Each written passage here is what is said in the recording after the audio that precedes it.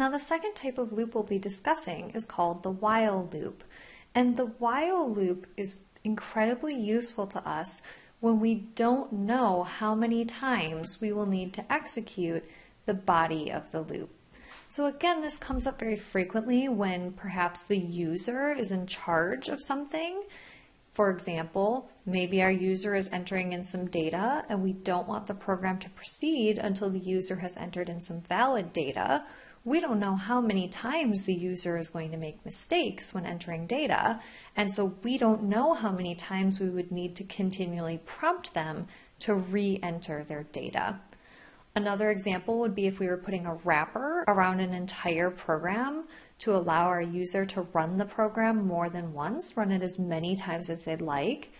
For an example of that, imagine we wrote a program to play tic-tac-toe or hangman. When the game is over, we might say, would you like to play again? The user might want to play 5-6 times and then be done. They might be done after one time. There's just no way for us to know in advance. So instead of using a count to control how many times the body of the loop executes, we use some type of condition that we check to see whether or not that condition is true. As long as that condition is true, then we will run the body of the loop, and when we've completed the body of the loop, we'll come back to this line of code and again check if the condition is true.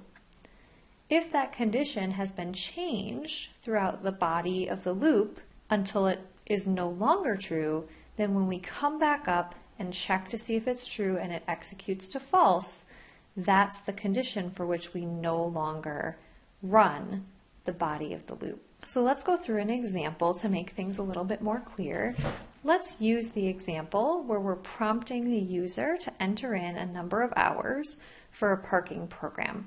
So let's imagine that we have different formulas that will compute how much money is owed based on the number of hours, but we don't want to use one of those formulas if the user enters in a negative number for the number of hours we've been there.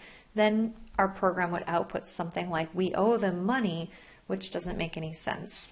So the first thing we might want to do in our program is have the user input the number of hours that they will be parking, and then convert that value to a float and assign that value to a variable called num hours.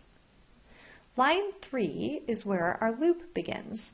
We use the reserve word while, and the condition we want to evaluate to see whether or not it's true or false is we would like to check if the number of hours is less than 0.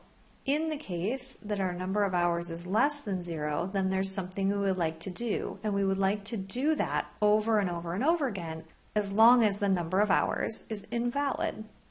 The thing that we would like to do, the body of the loop, is here on lines 4 through 6, which is we'd like to print to the user that they've made a mistake and entered an invalid number of hours.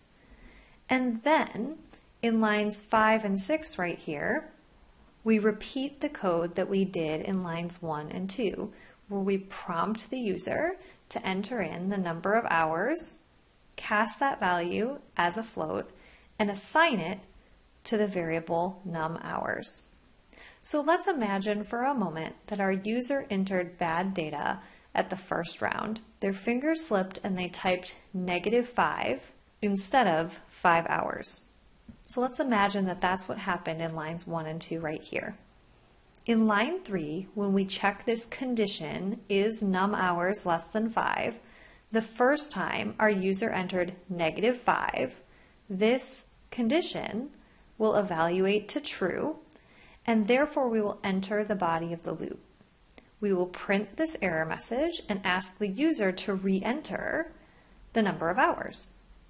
If our user truly made a silly mistake right here and receives this error message and fixes the mistake at the next prompting, say that the user enters in 4 hours for the number of hours they were parked, then after line 6 is executed, the flow of control returns to line 3, where we ask, is it true that num hours is less than 0? In lines 5 and 6 here, we reassigned a value of 4 to num hours, And so what we'll be checking at line 3 this second time around is if num hours is less than 0. Now num hours holds 4, which is not less than 0. This condition evaluates to false, and the flow of control will jump from line 3 down to line 8, skipping that body since this condition is no longer true, and our program will print "thank you." Last but not least, it's worth noting that unlike a for loop, which we generally build to execute at least once, we have a certain number of times that we want to run the body of that for loop, and we wouldn't bother writing it if we never wanted the for loop to execute. It's very possible, on the other hand, for a while loop to never be executed at all, as we can see by walking through this example one more time. So if in line 1, our user were to enter in a totally fine number of hours, say something like 3 hours, we would read that input in from the user, store it as a float into num hours, which would contain the value of 3, and then the first time we hit line 3 in the code, if the value of num hours is 3, we will instantly fail this condition. This condition right here will evaluate to false. So if we hit this while loop and we fail this right off the bat, then this body of the while loop will never ever be executed, and our flow of control will go straight from lines 1, 2, and 3 to line 8 without ever running the body of the loop at all. So while that can't happen with a for loop, or generally shouldn't happen if you've programmed your code correctly, it's very possible, and in many cases preferable, to never execute the body of a while loop.